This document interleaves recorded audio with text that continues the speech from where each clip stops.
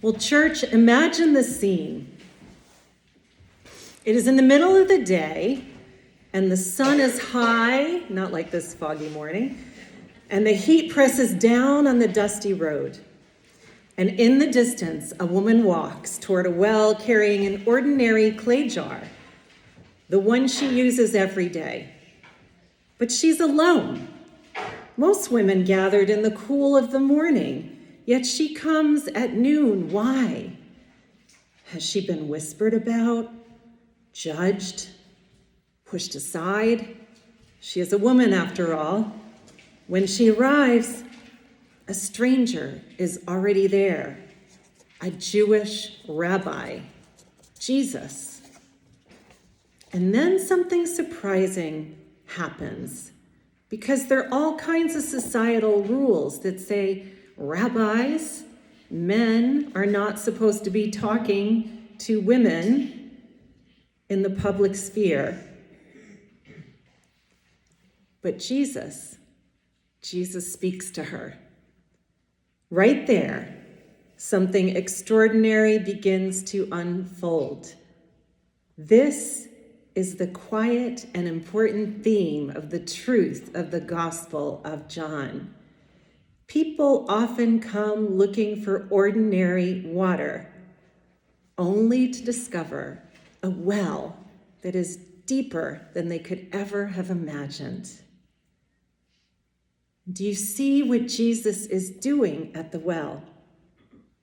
First, notice he is crossing every barrier his culture possessed. He crosses the gender boundaries.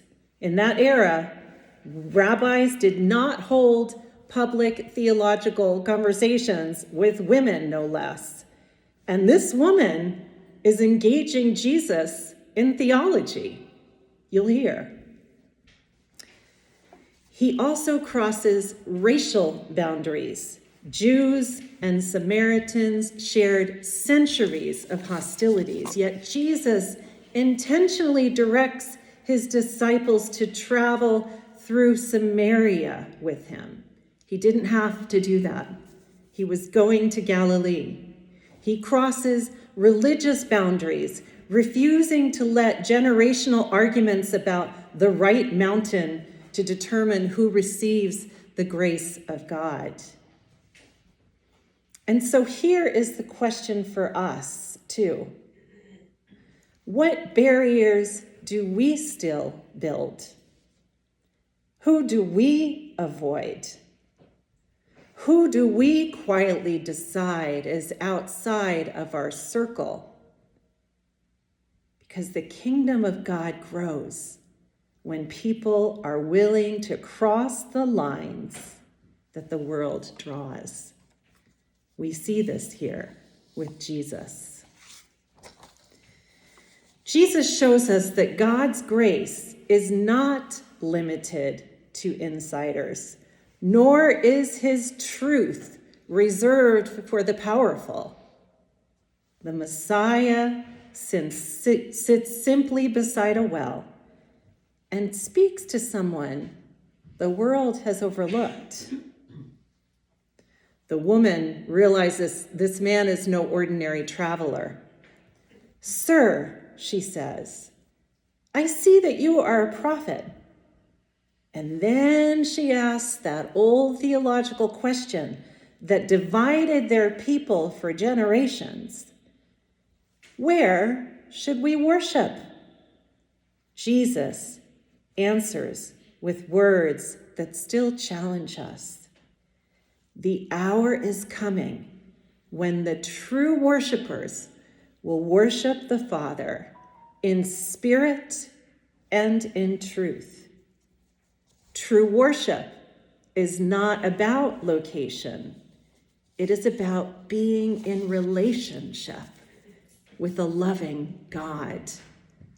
And when we love God truthfully and with our spirit and honestly, the spirit of the living God, the living water God pours into our human hearts begins to overflow, And worship is not only what happens in a sanctuary or on a mountain or both. It is a life connected to Christ. Then comes an astonishing moment. The woman mentions the coming Messiah. Again, she's theological here. And Jesus replies, quite to her surprise, I am the one speaking to you. This begins the many I ams Jesus talks about throughout the Gospel of John. I am the one speaking to you. In the original Greek, he simply says, ego eimi, meaning I am. These are the same exact words spoken to Moses at the burning bush. I am the living God. Jesus says, I am the living God, the Messiah. And think about who hears this news first, this revelation from Christ. Not a priest or a scholar, but a foreigner, a Samaritan woman. Someone the world dismissed. And this, we learn at the well, is the heart of the gospel. The kingdom of God is not built on status or prejudices. It is built on grace and unifying love. The woman at the well discovers something else. She is known not partially, not surface deep, but completely by Jesus. Jesus reveals the details of her life, that she has been married 5 times. Remember that a woman could not be the one to declare divorce. So could it be that she was widowed 5 times? We don't know. But Jesus knows the full story, and whatever the case may be, there is no judgment, there is no condemnation, no lecture. Instead, he knows her, he sees her, he gets her. And she runs back to the village crying, come and see a man who told me everything I have ever done. She has been fully known by Jesus. And because Jesus gets her, she is inspired to know Jesus even more fully and better. Have you ever longed for that?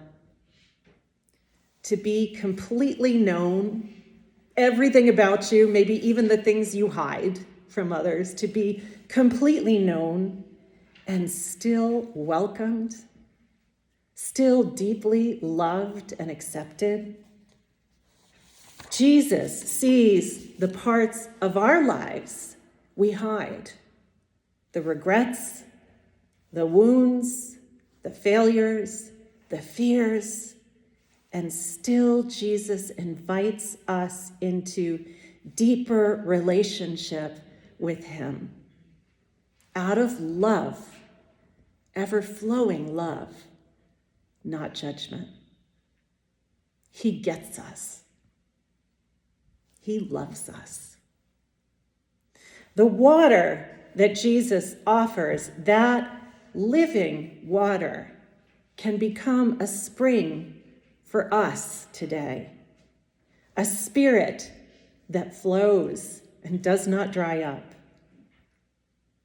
Today, we realize how desperately the world needs this kind of water. Our world, we are finding, has become skilled at dehumanizing people, reducing human beings made in the image of God to labels. Little girls are seen as sex objects for billionaires. Immigrants are labeled illegal aliens. Children and families are separated and held in sickly detention camps with subhuman conditions. And suddenly, people become problems to be managed and cast out. But if Jesus were at that well today, he would not see a label, and he does not see a label in our world. He sees human beings thirsting for water and for life and for love. He doesn't take people's dignity away. He restores dignity. Jesus shows us at the well also how vital it is to worship in truth and in spirit. We are seeing in our world again that we need this message. We must reject that which is not truth, that which is not of spirit when people claim to be following Jesus. Our faith is getting very twisted. Today, there are voices commanding others that this violence of war in Iran is an intentional tool to bring about Armageddon and the second coming of Christ. Have you heard that? But the Messiah of the well is not and never will be and never has been a Messiah of war or violence. Never.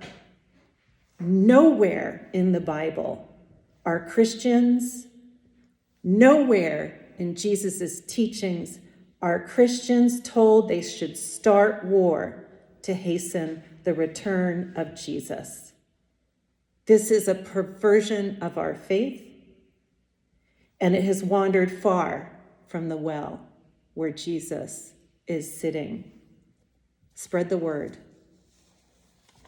God builds the kingdom not by degrading people, but by restoring humanity with truthfulness and spirit, one conversation at a time.